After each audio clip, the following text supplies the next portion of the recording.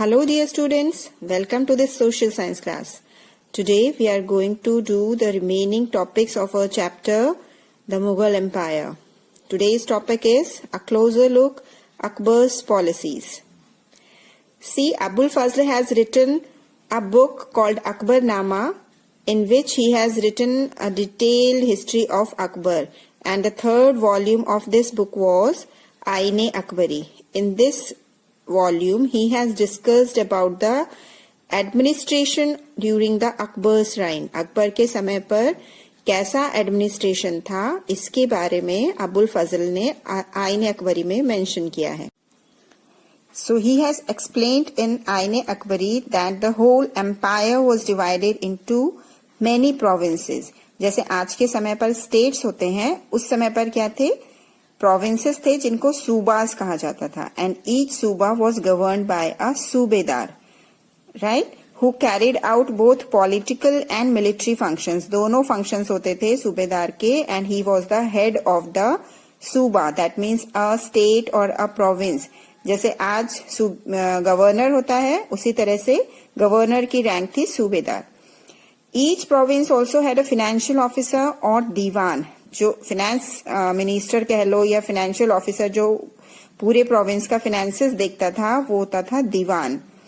For the maintenance of peace and order in his province the सूबेदार was supported by other officers. उसके अलावा दूसरे officers होते थे जो सूबेदार की हेल्प करते थे शहर को चलाने के लिए, उस स्टेट को रन करने में, उसका एडमिनिस्ट्रेशन और लॉ एंड ऑर्डर्स ये सब मेंटेन करने के लिए. और दूसरे ऑफिसर्स भी होते थे जो सूबेदार को सपोर्ट करते थे. ठीक है, और ये ऑफिसर्स कौन थे जो सूबेदार को सपोर्ट करते थे? These were like military pay master, जिनको बख्शी कहा जाता था. The minister in charge of religious matters, जिनको सद्र कहा जाता था.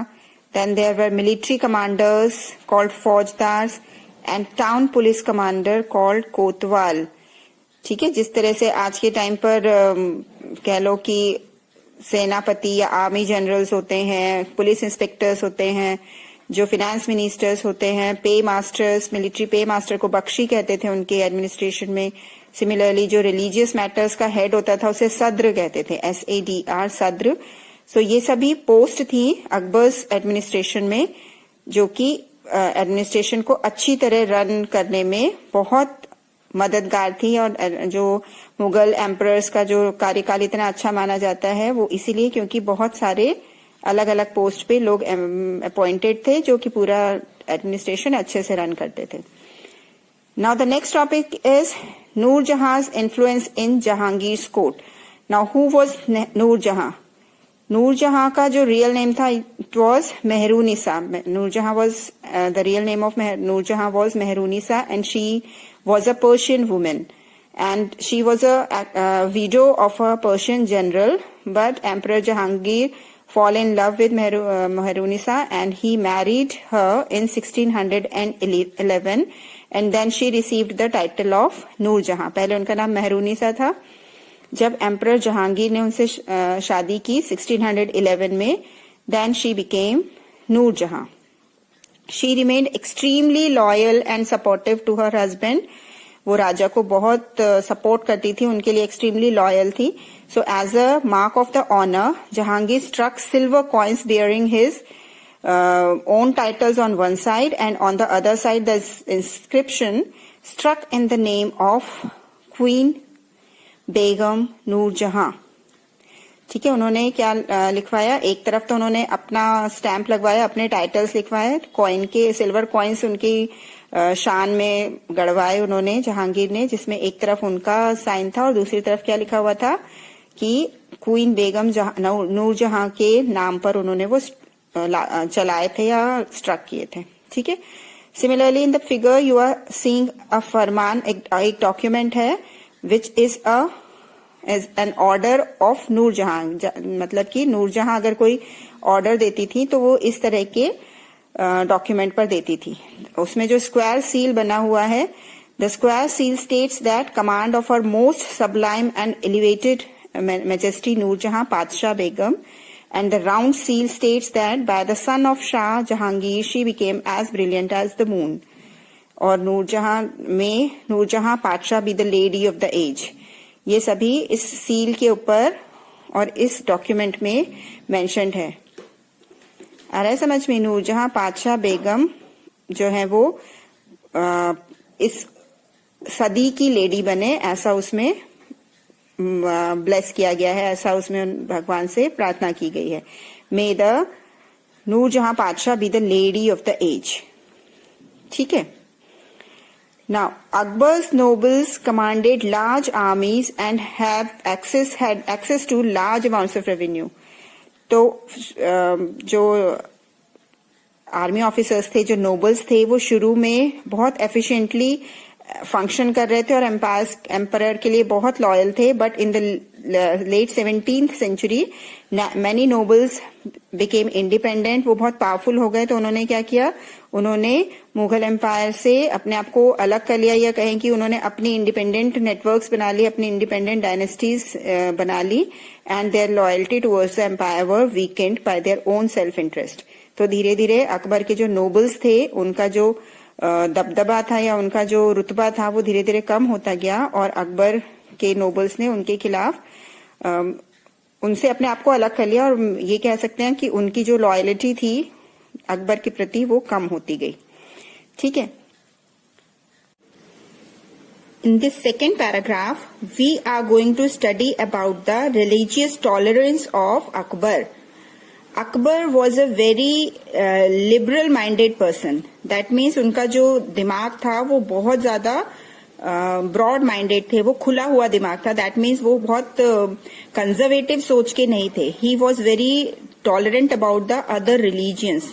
इसका मतलब क्या है कि वो दूसरी रिलीजियंस को भी उतना ही रिस्पेक्ट करते थे जितना कि वो इस्लाम धर्म को करते थे। तो इसलिए उन्होंने 1570s में जब वो फतेहपुर सीकरी में रह रहे थे, Fatehpur Sikri was again a palace that he built in Fatehpur Sikri. There was a palace that he built for himself for his residence। और वो आगरा और फतेहपुर सीकरी में रहते थे, मतलब कभी आगरा में कभी Fatehpur Sikri. he used to reside there। So there he held a religious discussion with various religious leaders like ulemas, Brahmins, Jesuit priests who were Roman Catholics and Zoroastrians। तो सब रिलीजन के हेड्स के साथ, उनके रिलीजियस लीडर्स के साथ उन्होंने religious discussions किए।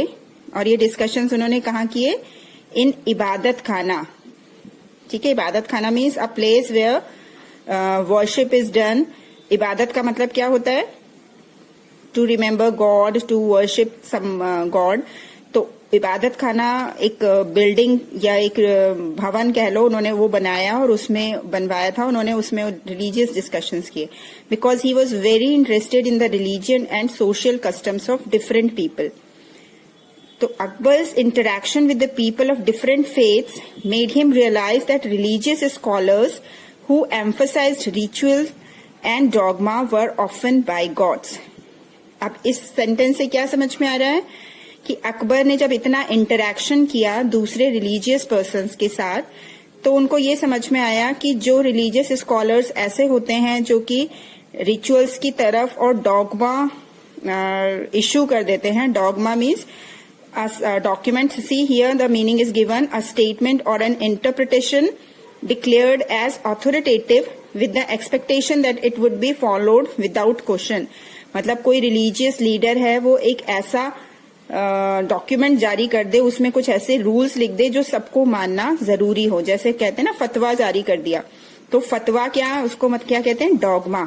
तो जो रिलीजियस लीडर्स ऐसे होते हैं जो इस तरह के बहुत स्ट्रिक्ट रूल्स और रेगुलेशंस और ऐसे बता देते हैं कि इस रिलीजन में ये होना जरूरी है या ऐसा ही होगा, वो क्या होते हैं? They are often bigots. Bigots मतलब ऐसा इंडिविजुअल जो कि दूसरे रिलीजियस बिलीफ्स को बिल्कुल रिस्पेक्ट नहीं करता, वो अपने रिलीजन को सबसे सुपीरियर समझता है और दूसरे रिलीजन्स की तरफ इनटॉलरेंट होता है। ऐसे लोगों को क्या कहते हैं? ऐसे रिलीजियस स्कॉलर्स को क्या कहते हैं? Bigots. ठीक है। जो केवल अपने धर्म को ऊंचा मानते हैं और बाकी सब धर्मों को खराब मानते हैं। तो अकबर ने कहा कि ऐसे लोग क्या होते हैं जो डॉगमा इशू कर देते हैं, they are often bigots. तो और उनके धर्म के प्रचार से क्या होता है, समाज में डिसहार्मनी होती है, समाज में डिविजन्स बन जाते हैं, मतलब लोग एक दूसरे से बट जाते हैं, मिलजुल कर नहीं रह पाते। तो this eventually gave him the idea of Sulh कुल। सुलह कुल का आइडिया अकबर ने प्रोपोगेट किया। उन्होंने ये नया एक चीज बोला कि सब लोगों को कि we should be tolerant of other religions also and we should not become bigots. What was this idea of सुलह कुल? सुलह कुल means universal peace. Universal peace मतलब कि everybody should be tolerant of other people and we should not discriminate between people on the basis of religion. Religion के आधार पर लोगों में बंटवारा नहीं होना चाहिए, लोगों में भेदभाव नहीं होना चाहिए, और इसी तरह समाज में क्या आना चाहिए, आ जाएगा यूनिवर्सल पीस आ जाएगा। मतलब हम बहुत रीति रिवाजों में, हर धर्म के अलग अलग रीति रिवाज होते हैं, उसमें जकड़ने के बजाय we should what to do, instead it should focus on a system of ethics, honesty, justice, peace, ऐसी चीजों को की तरफ ध्यान देना चाहिए। And then the society will become peaceful, and this is the idea of Akbar's Sulh Kul, and it was followed by the rulers like Jahangir and Shahjahan ने भी इस चीज को फॉलो किया। This principle of governance was followed by Jahangir and Shahjahan as well, and this helped Akbar in framing a vision of governance, और इससे क्या हुआ कि बहुत अच्छा गवर्नेंस अकबर ने किया। Now we come to our next topic, the Mughal Empire in the 17th century and after. ठीक है, हमने अकबर की पॉलिसीज पढ़ ली। अब हम ये देखते हैं कि मुगल एम्पायर 17th सेंचुरी और उसके बाद जब 18th सेंचुरी में जब डिक्लाइन पर गया मुगल एम्पायर, तो उस समय क्या हो रहा था। The administrative and military efficiency of the Mughal Empire led to great economic and commercial prosperity. बहुत ज्यादा prosperity मुगल एम्पायर में थी, क्योंकि वो एडमिनिस्ट्रेटिवली भी बहुत अच्छा एम्पायर था और उसकी मिलिट्री एफिशिएंसी भी बहुत अच्छी थी, मतलब सेना भी बहुत अच्छी थी और उनका शासन भी बहुत अच्छा सा चल रहा था। तो इसीलिए बहुत इकोनॉमिक और कमर्शियल प्रोस्पेरिटी थी। जो इंटरनेशनल ट्रेवल्स इंडिया में आते थे, they described it as fabled land of wealth. समझ में आ रहा है? फेबल्ड मतलब जैसे फेबल किसको कहते हैं, परियों की कहानियों को कहते हैं। तो फेबल्ड लैंड ऑफ वेल्थ मतलब कि कहानियों की तरह, जैसे कहानियों में होता है कि बहुत एक वेल्दी कंट्री है, उस तरह की कंट्री थी इंडिया।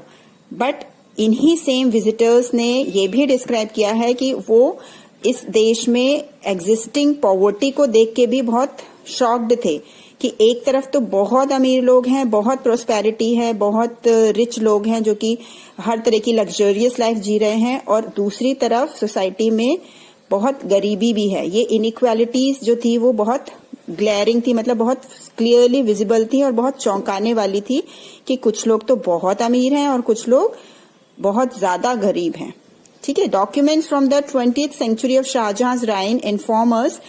शाहजहां के जो 20th सेंचुरी के जो डॉक्यूमेंट्स हैं उससे पता चलता है कि जो हाईएस्ट रैंकिंग मनसबदार थे, 8000 मनसबदार थे शाहजहां के पास, उसमें से जो हाईएस्ट रैंकिंग मनसबदार थे वो कितने थे, ओनली 445।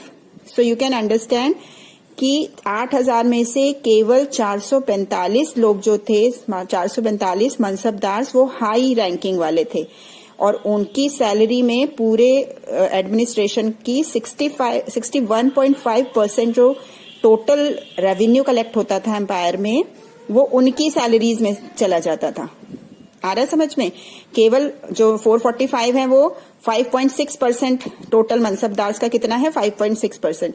तो 5.6% लोग 61.5 सैलरी ले रहे हैं, 61.5% सैलरी ले रहे हैं, और बाकी के रिमेनिंग 95% जो लोग हैं वो बचे हुए 40% में से उनको सैलरी मिल रही है। तो यू कैन अंडरस्टैंड कि ये जो 445 लोग हैं ये तो बहुत रिच होंगे और बाकी लोग जो होंगे वो उतने रिच नहीं होंगे। तो ये डिस्पैरिटी थी सोसाइटी में, ये उस समय पर इनइक्वालिटीज देखने को मिली थी, जो कि इंटरनेशनल ट्रैवलर्स ने अपने ट्रैवलॉग्स में मेंशन की है। These Mughal emperors and their mansabdars, they spent a great deal of their income on salaries and goods.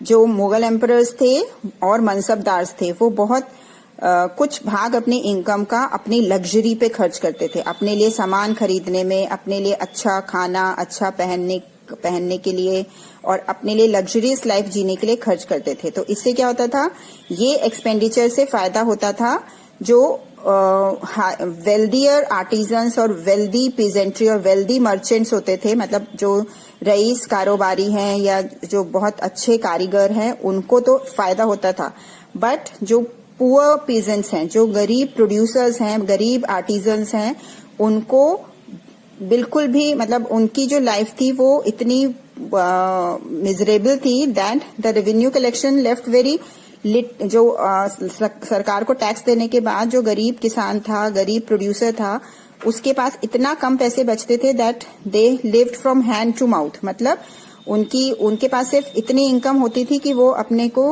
अपनी सर्वाइवल कर सकें, अपने लिए खाना जुटा सकें और वो दूसरी और किसी चीज में खर्च नहीं कर सकते थे। इवन उनके पास इतना भी नहीं होता था कि वो अपनी प्रोडक्टिविटी बढ़ाने के लिए, अपने खेत में प्रोडक्टिविटी बढ़ाने के लिए कोई टूल्स या कोई सप्लाईज खरीद सके। So such a disparity existed in the society during Mughals. The wealthier peasantry and artisanal groups, the merchants and bankers profited in this economic world. इस एम्पायर में क्या हो रहा था कि जो वेल्दियर लोग थे, जो पैसे वाले लोग थे, वो तो बहुत इकोनॉमिकली प्रॉस्पर हो रहे थे, पर जो गरीब किसान था, गरीब आर्टिजन था, गरीब प्रोड्यूसर्स थे, वो अपनी स्टैंडर्ड ऑफ लिविंग, अपना जीवन स्तर ऊंचा नहीं उठा पा रहे थे क्योंकि उनके पास सिर्फ इतनी कमाई होती थी कि वो अपना गुजारा कर पाए। अब ये जो एनॉर्मस वेल्थ और रिसोर्सेज थे जो कि मुगल रूल में अमीर लोगों के पास थे, उससे क्या हुआ, धीरे धीरे these people become extremely powerful in the late 17th century because of this wealth. आपको पता है कि वेल्थ के साथ पावर जुड़ा हुआ है, वेल्थ जिनके पास होती है उनके पास पावर भी होती है। तो धीरे धीरे जब इनकी वेल्थ बढ़ती गई, ये दौलतमंद होते गए, तो इनकी पावर भी बढ़ गई and they started to constitute new dynasties and held the command of the provinces like Hyderabad and Awadh. अब जो मुगल एम्परर्स के प्रोविंसेस थे उन पे धीरे धीरे ये पावरफुल होते गए और इन्होंने अपना कमांड उस पे एस्टेब्लिश कर लिया। आ रहा है समझ में? Their servants emerged as powerful centers of power in the regions like Hyderabad, Awadh, इस तरह के जो रीजन्स थे वहां पर इन मुगल एलिट्स का दबदबा हो गया या उनका कमांड हो गया। ऐसा नहीं था कि वो मुगल एम्परर्स को अपना मास्टर नहीं समझ रहे थे, although they continue to recognise Mughal emperor as their commander, but धीरे धीरे ये भी खत्म हो गया। By the 18th century the provinces of the empire had consolidated their independent political identities. धीरे धीरे उन्होंने अपने आप को पूरी तरह से इंडिपेंडेंट कर लिया। ठीक है, इसका मतलब क्या समझ में आ रहा है कि मुगल एम्पायर जो था वो धीरे धीरे डिसइंटीग्रेट होता गया। हमने पढ़ा कि उनकी मिलिट्री कैंपेन से उन्होंने ऑलमोस्ट पूरे भारत के ऊपर अपना साम्राज्य बनाया था। इधर बंगाल, उड़ीसा, गुजरात, इधर ईस्ट वेस्टर्न साइड में गुजरात, राजस्थान, सब जगह उनका होल्ड था। बट धीरे धीरे जो ये प्रोविंसेस थे वो उनके हाथ से छूटते गए और नए प्रोविंस इंडिपेंडेंट पॉलिटिकल एंटाइटीज बन गए ये। ठीक है, ड्यूरिंग द डिक्लाइन ऑफ, जैसे हमने पढ़ा औरंगजेब की डेथ के बाद मुगल एम्पायर, औरंगजेब की डेथ कब हुई थी? 1707 में। उसके बाद मुगल एम्पायर का डिक्लाइन शुरू हो गया, डाउनफॉल शुरू हो गया।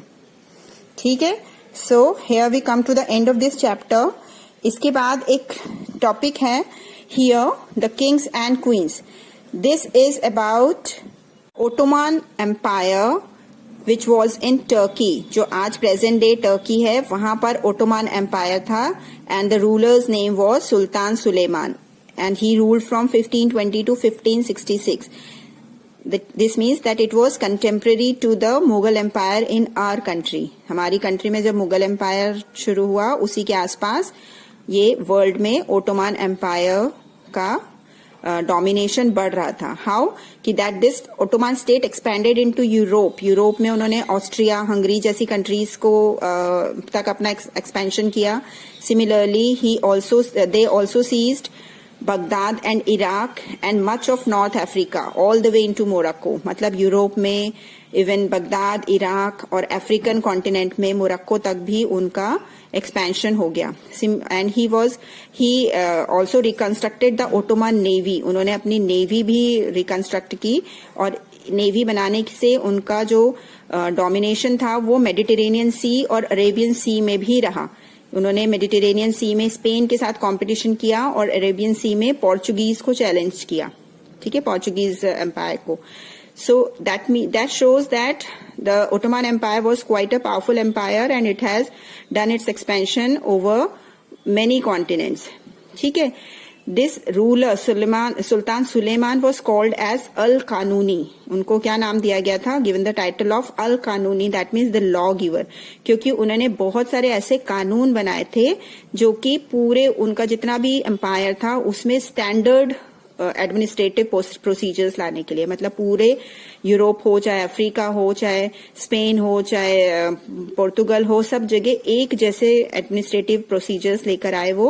और उन्होंने बहुत अच्छे कानून बनाए जिससे कि किसानों का यानी कि जो प्रोड्यूसर्स होते हैं सोसाइटी में उनका भला हो. उनको एक्स्ट्राऑर्डिनरी टैक्सेस से बचाया जाए, उनको फोर्स्ड लेबर से बचाया जाए.